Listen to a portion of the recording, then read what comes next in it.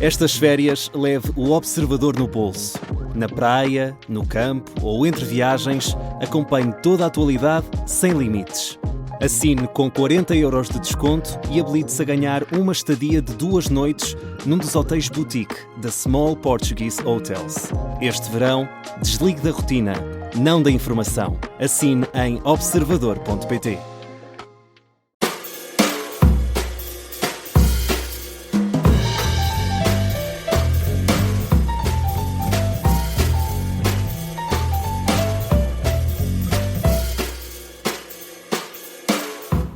Bem-vindos ao Sofá do Parlamento. O Ministro da Educação esteve esta manhã na Assembleia da República a ser questionado pelos deputados sobre o processo de classificação dos exames nacionais. Por isso hoje recebemos a deputada do PSD, Ana Gabriela Cabilhas, que integra também esta Comissão Parlamentar de Educação.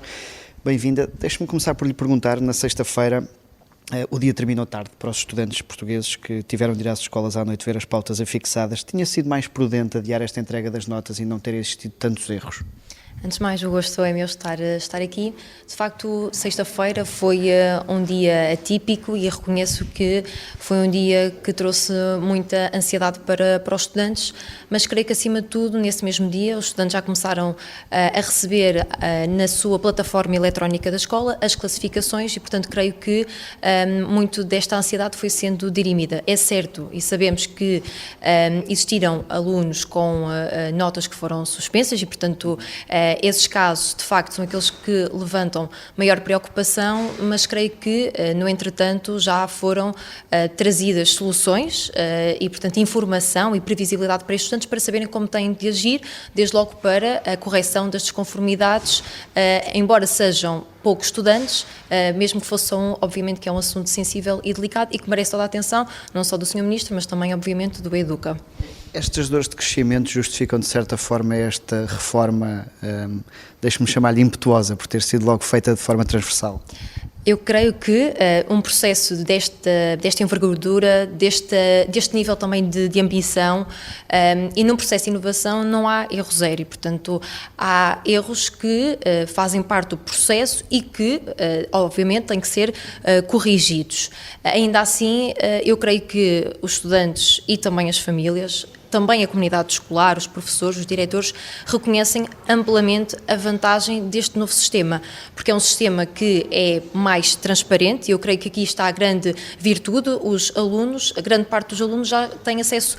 à sua prova digital e, portanto, conseguem claramente comparar aquilo que fizeram, o acesso à prova e olhar também para os critérios de classificação. E este nível de transparência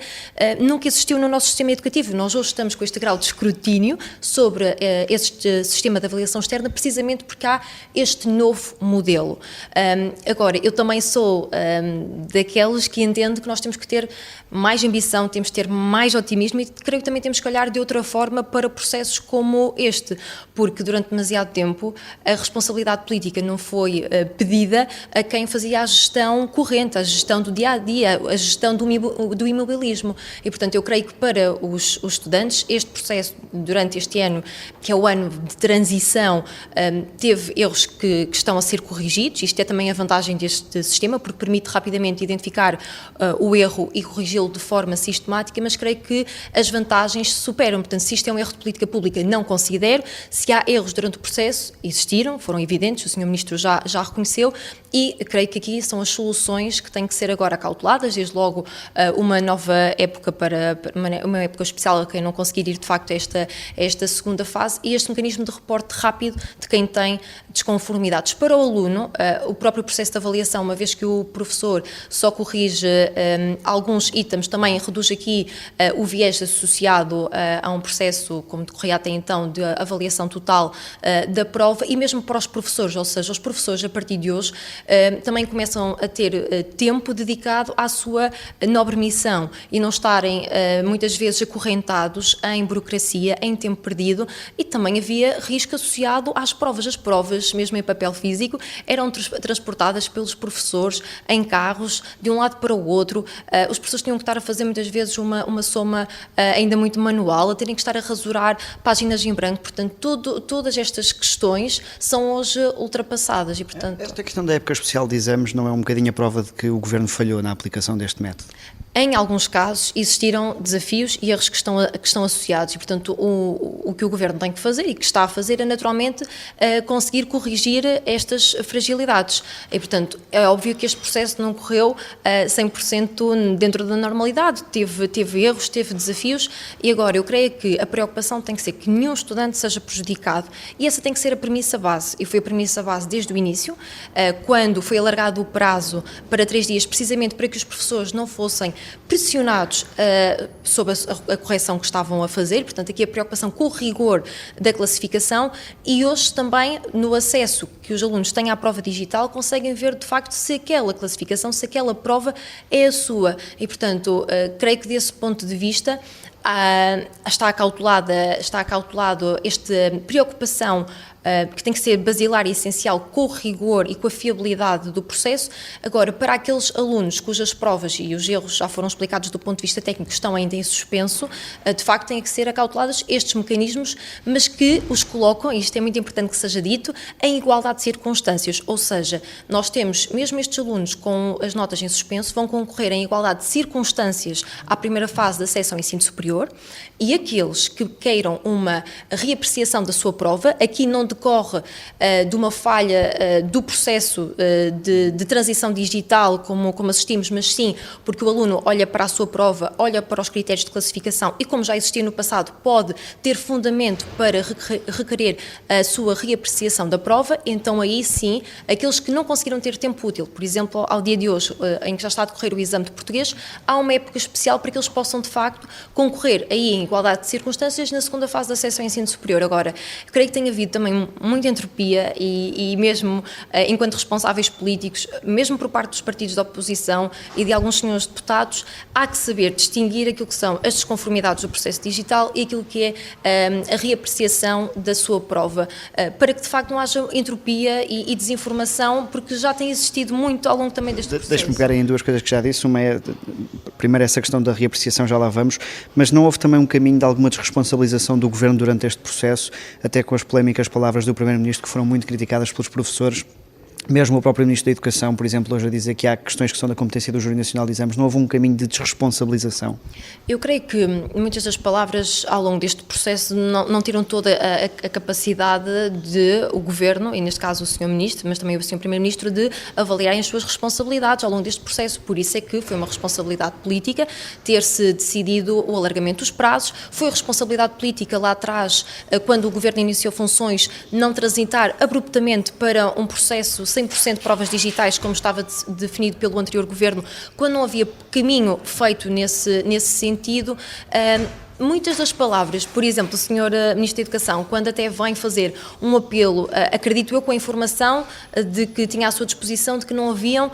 professores, que não havia professores classificadores disponíveis para as provas, quando na verdade aquilo que vimos depois a saber é que haviam efetivamente professores disponíveis, simplesmente não estavam a ser convocados e, portanto,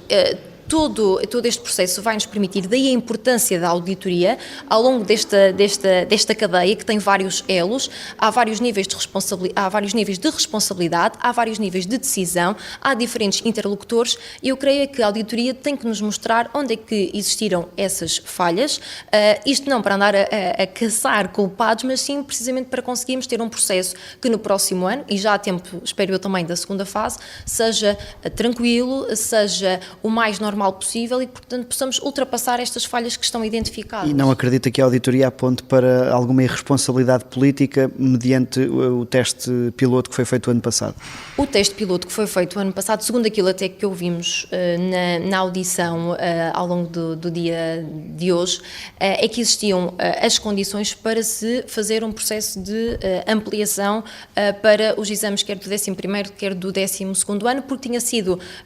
não só tínhamos resultados resultados positivos desse teste piloto, mas também porque no 9º ano estavam a ser realizadas as provas digitais, onde, por exemplo, existiam também as provas de matemática, onde era possível ser feita uma correção que é comparável à correção e à classificação que é hoje feita nos exames do 11º e no 12º ano. E, portanto, muitas vezes até temos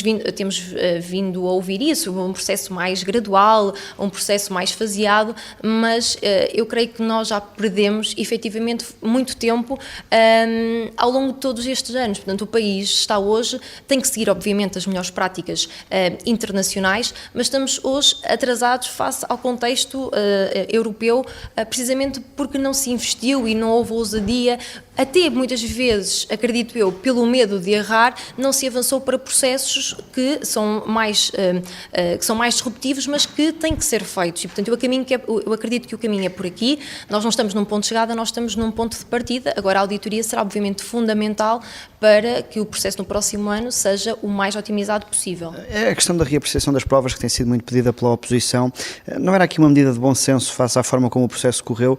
E não digo que haja aqui uma intenção do Governo em ganhar dinheiro com esta matéria, mas pelo menos uma tentativa de limitar o número de pedidos de reapreciação. Essa questão poderia ser colocada para anos anteriores, portanto, em anos anteriores, onde não tínhamos o grau também de escrutínio que temos hoje, essa taxa nunca foi colocada em causa e, portanto, os alunos tinham mais barreiras para conseguir aceder à sua prova de forma integral e a taxa era igualmente... Mas o processo, para a questão do processo, é que há um mecanismo que foi criado especificamente e esse mecanismo é um mecanismo onde os estudantes se identificarem desconformidades associadas ao processo de transformação digital, aí não há, obviamente, nenhum custo, porque é o Estado que falhou perante o estudante e, portanto, o estudante vai poder, obviamente, não só conseguir identificar o seu erro, que o erro seja corrigido rapidamente e que a sua nota possa ser atualizada a tempo da primeira fase e depois tem a possibilidade de aceder à época especial. O caso da reapreciação da prova é uma taxa moderadora e, no fundo, aquilo que o aluno tem que fazer, portanto, é olhar para os critérios de classificação, olhar para a prova que fez e encontrar fundamento que justifique esse pedido de reapreciação. E se o aluno, e se a razão for dada ao aluno, esse valor é devolvido. Eu, sinceramente, acho desproporcional, acho que a oposição se está a agarrar a isso até de uma forma muito populista, porque se nós formos analisar de forma objetiva os alunos que estão e que sofreram o impacto de desconformidades decorrentes do processo digital, tem o seu tratamento assegurado e, portanto, o que eu espero é que rapidamente o erro possa ser identificado e corrigido. Acha que o Ministro cumpriu bem a sua missão, como disse o próprio Fernando Alexandre? Eu creio que sim, ou seja, com a coragem, com a ousadia e porque o Ministro sabe para onde é que quer ir.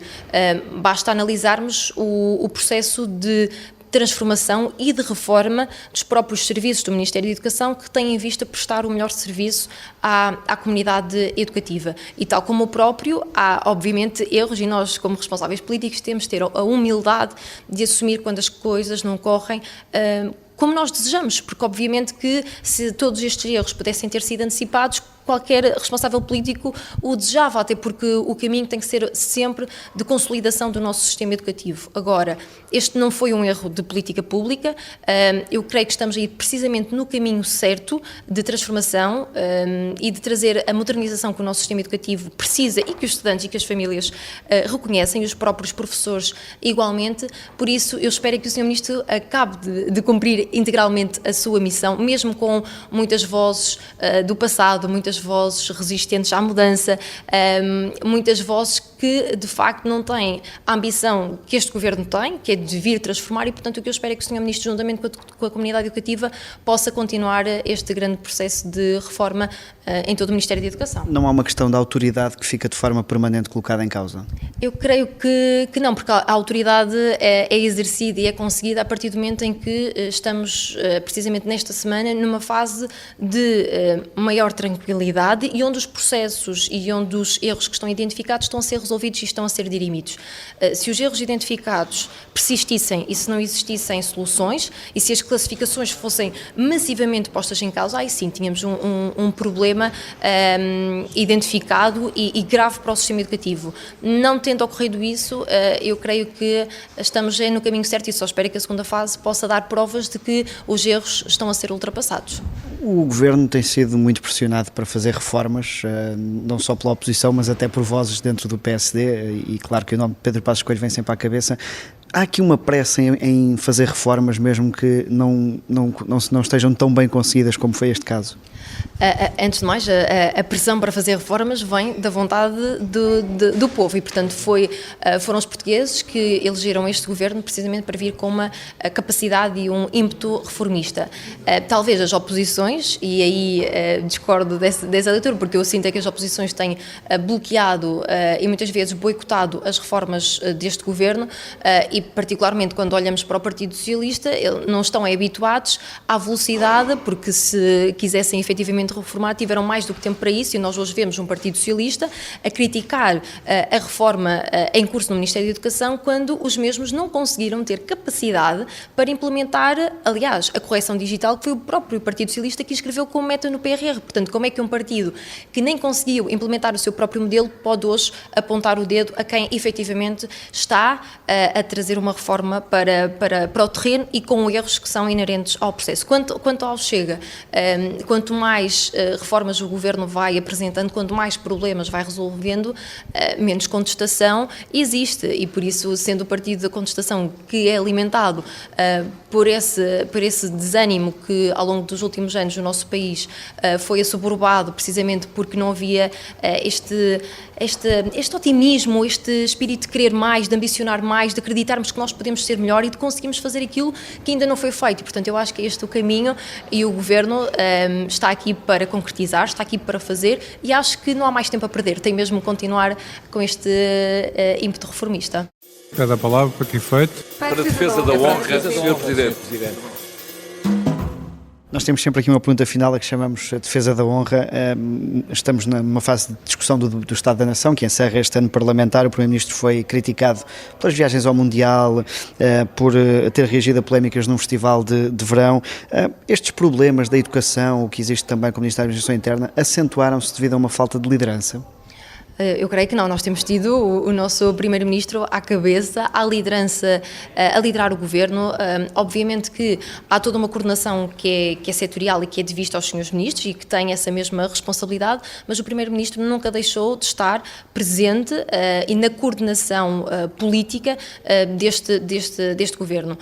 Obviamente que existiram aqui algumas polémicas, faz parte até do próprio visto daquilo que a oposição nos trouxe até para o debate do Estado da Nação. Estavam mais a discutir os políticos do que propriamente as políticas, e eu creio que isso é um sinal de que há muito trabalho que está a ser feito, há muitas políticas novas que estão a ser implementadas, muitas reformas nas diversas áreas setoriais, na imigração, até na área social, portanto, com a nova prestação social única, com a baixa de impostos, na própria educação, até na área da saúde, e por isso muitas vezes estão mais a discutir os políticos e não tanto as políticas, porque se formos a uma avaliação exata do que é que está a acontecer, hoje o país está melhor do que aquilo que estava há 2 anos, e eu creio que o Primeiro-Ministro tem que continuar nesta coordenação política para enfrentar resistências à mudança que existem, tem que continuar a conseguir dialogar no Parlamento com os diversos partidos, porque foi isso que os portugueses nos pediram, mas acima de tudo sem perder o foco. Isto não é um sprint, isto é uma maratona, e eu acredito que ainda há muito para percorrer para que o Governo possa de facto cumprir a sua missão. Ana Gabriela Cabilhas, muito obrigado pela disponibilidade. O Sofá do Parlamento fica por aqui.